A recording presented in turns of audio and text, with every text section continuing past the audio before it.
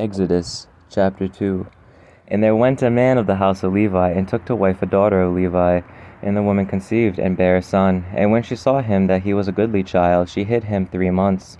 And when she could not longer hide him, she took for him an ark of bulrushes, and dabbed it with slime and with pitch, and put the child therein. And she laid it in the flags by the river's brink. And his sister stood afar off, to wit what would be done to him. And the daughter of Pharaoh came down to wash herself at the river, and her maidens walked along by the river side. And when she saw the ark among the flags, she sent her maid to fetch it. And when she had opened it, she saw the child, and behold, the babe wept. And she had compassion on him, and said, This is one of the Hebrews' children. Then said his sister to Pharaoh's daughter, Shall I go and call to thee a nurse of the Hebrew women, that she may nurse the child for thee? And Pharaoh's daughter said to her, Go. And the maid went and called the child's mother. And Pharaoh's daughter said unto her, Take this child away, and nurse it for me, and I will give thee thy wages. And the woman took the child, and nursed it.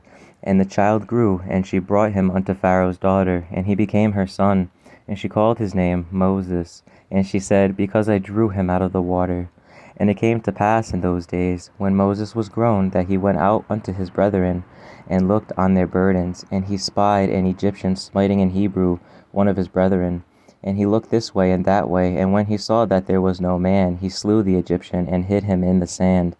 And when he went out the second day, and behold, 2 men of the Hebrews strove together.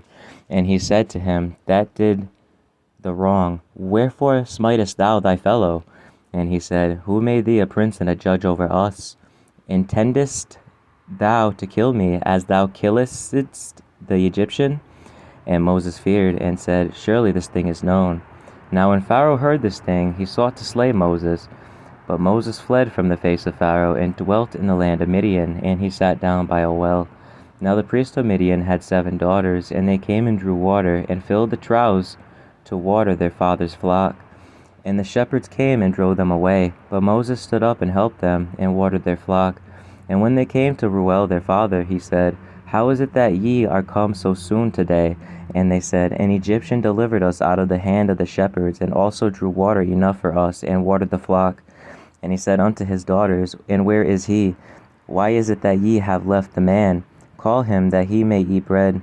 And Moses was content to dwell with the man, and he gave Moses Zipporah his daughter, and she bare him a son, and he called his name Gershom. For he said, I have been a stranger in a strange land. And it came to pass in process of time that the king of Egypt died, and the children of Israel sighed by reason of the bondage, and they cried, and their cry came up unto God by reason of the bondage. And God heard their groaning, and God remembered his covenant with Abraham, with Isaac, and with Jacob. And God looked upon the children of Israel, and God had respect unto them.